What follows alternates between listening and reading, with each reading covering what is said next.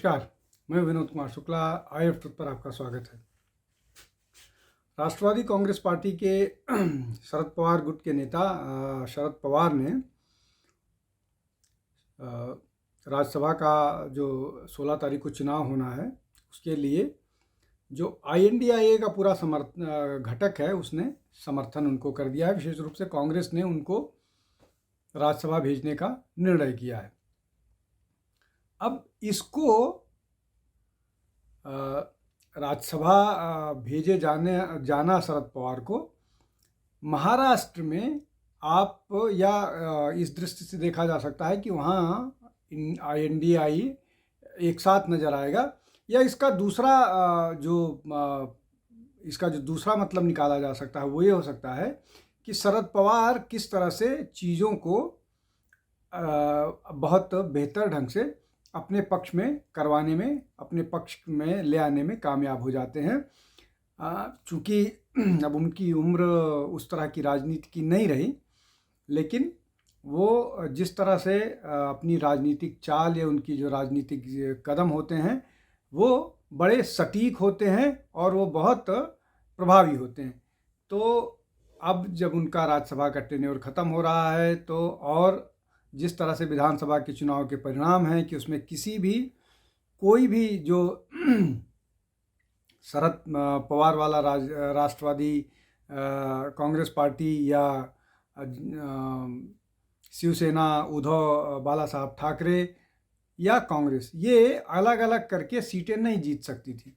उन परिस्थितियों में कांग्रेस का शरद पवार के समर्थन में खड़े होना ये दिखाता है कि वो कम से कम उनके साथ हैं। और ये एक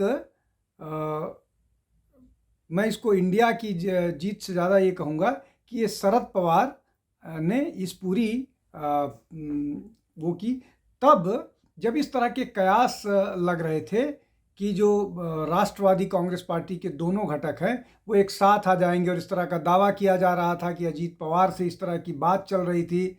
लेकिन चूंकि बीच में अजीत पवार जी का देहांत हो गया तो सारी प्रक्रिया रुक गई। उन परिस्थिति में ये एक बड़े डेवलपमेंट का है, या ये कहिए कि शायद कांग्रेस ने इसलिए समर्थन कर दिया शरद पवार को कि कहीं ऐसा न हो वो पार्टी मर्ज हो और वो NDA के खेमे में चले जाए।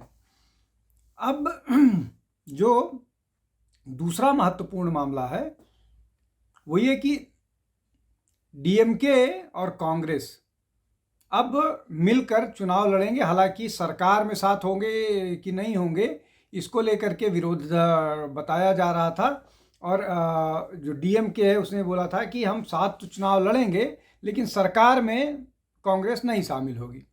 और 28 सीटें कांग्रेस को दी गई हैं।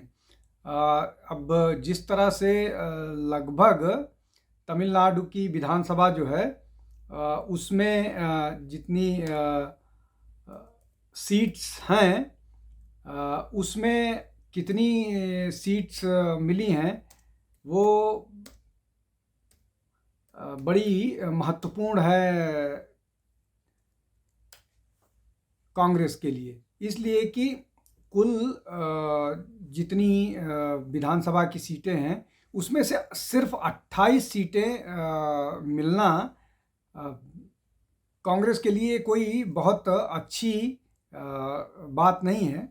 234 में से सिर्फ 28 सीटें कांग्रेस को मिलना मतलब लगभग 200 से ज़्यादा सीटों पर DMK चुनाव लड़ेगी। ये एक गठबंधन के लिए महत्वपूर्ण है। हालांकि कोई भी जो स्टेट का गठबंधन है वो अपने दूसरे पार्टनर को बहुत ज़्यादा सीट देने के लिए नहीं तैयार है, चाहे वो तमिलनाडु की बात करें या कोई किसी स्टेट की बात करें। जैसे AIADMK भी भारतीय जनता पार्टी को सीट देने के लिए नहीं तैयार है ज़्यादा। लेकिन अगर ये गठबंधन चुनाव मिल करके लड़ता है, जैसा एक और कयास लगाए जा रहे थे कि कांग्रेस जो है वो विजय के साथ जा सकती है, और अगर वैसी स्थिति होती तो DMK का हारना लगभग तय था। लेकिन अब एक बार फिर जिस तरह से अलायंस बन रहा है उसमें जो DMK है वो फिर मजबूत स्थिति में आ गया है। तीसरा जो महत्वपूर्ण विषय है वो ये कि केरलम जो है वो केरल का नया नाम है। अब केरल के नए नाम के बाद ममता बनर्जी जो लंबे समय से इस बात की मांग कर रही थी कि पश्चिम बंगाल का नाम बदल करके बंगाल कर दिया जाए, उसको लेकर के उन्होंने एक बार अपनी जो है मांग वो फिर तेज की है। उन्होंने केंद्र सरकार से इस बात की मांग की है कि पश्चिम बंगाल को अब उसका नाम बदल करके बंगाल कर दिया जाए, जिसको लेकर के कई बार उनकी मांग को केंद्र सरकार नकार चुकी है। उसके बहुत सारे कारण बता चुकी है। उन प्रमुख कारणों में सबसे बड़ा कारण ये है कि बंगाल को लेकर के बहुत सारा कन्फ्यूज़न होगा। एक तो ये कि बगल में बांग्लादेश है, तो बंगाल और बांग्ला को लेकर के एक देश के नाम पर किसी प्रदेश का नाम कैसे हो सकता है, एक ये बात थी। दूसरी बात ये थी कि जो बंगाल है उसके नाम को लेकर के बांग्ला में कुछ और नाम है, बंगाल में इंग्लिश में कुछ और नाम होगा और हिंदी में कुछ और नाम होगा। इसको लेकर के भी बहुत सारा कन्फ्यूज़न था जो केंद्र सरकार को सहयोग नहीं। लेकिन तीसरी महत्वपूर्ण बात है वो ये कि चाहे केरल का नाम केरलम हुआ हो, चाहे तमिलनाडु की राजधानी मद्रास का नाम चेन्नई हुआ हो, या कलकत्ता का नाम कोलकाता बदला गया हो, इस पर असहमति नहीं हुई।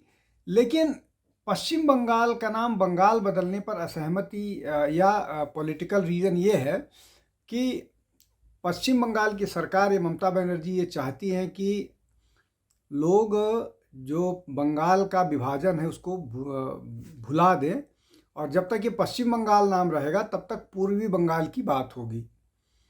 और जो केंद्र सरकार है शायद उसको ये लगता है कि ये जो विभाजन की त्रासदी है उसको नहीं भुलाया जाना चाहिए और पता लगना चाहिए कि किन कारणों से विभाजन हुआ। और वो विभाजन अभी भी उस तरह के एलिमेंट बहुत सारे सक्रिय नज़र आते हैं। जब वहाँ पर डेमोग्राफी चेंज की बात हो जाती है, जब वहाँ पर तृणमूल कांग्रेस से जुड़े हुए बहुत सारे नेता इस तरह की बयानबाजी करते हैं, तो इस कारण उसको बंगाल नाम देने से सरकार या बाकी और लोग हिचकते हैं। तो ये एक बड़ा है।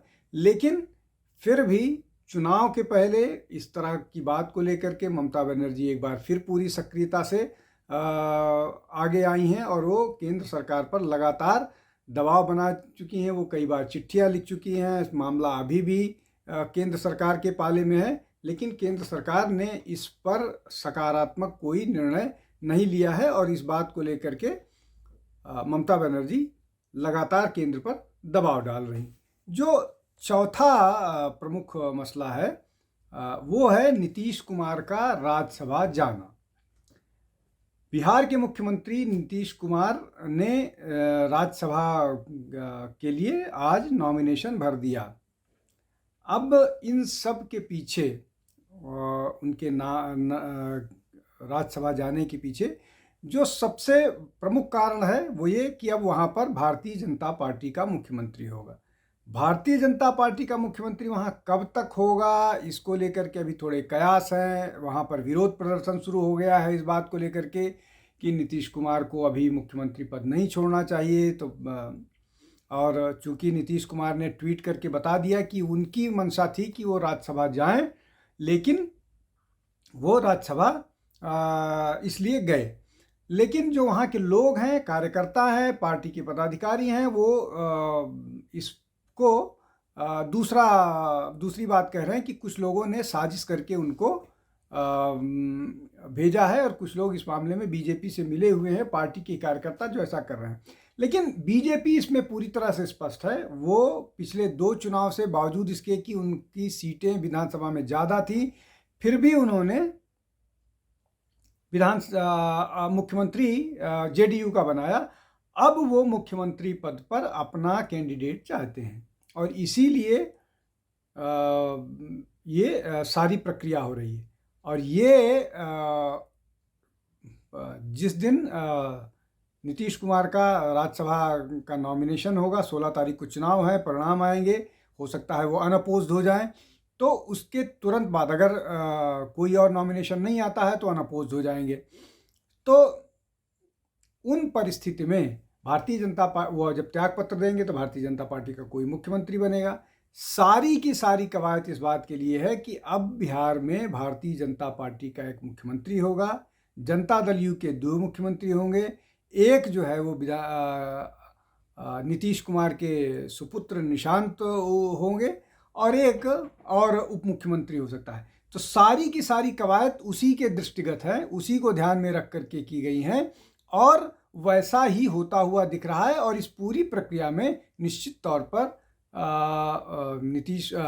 अमित शाह की बड़ी भूमिका थी। और आज नीतीश कुमार को उनके घर निवास से एक एनी रोड से लेकर के अमित शाह, नितिन नवीन विधानसभा गए, वहाँ पर नॉमिनेशन किया और थोड़ी चर्चा हुई। उस चर्चा के बाद और आगे क्या होगा ये तो आने वाला समय बताएगा। हम सब इस पर नजर रखेंगे। आज के लिए बस इतना ही। बहुत बहुत धन्यवाद। नमस्कार। हमारे चैनल आई ऑफ ट्रुथ को सब्सक्राइब कीजिए YouTube पर, इसे फॉलो कीजिए Facebook पर, Instagram पर, Twitter पर और कू पर। हमारे चैनल के बारे में फीडबैक देने के लिए हमें मेल कीजिए ioftruth.6@gmail.com पर।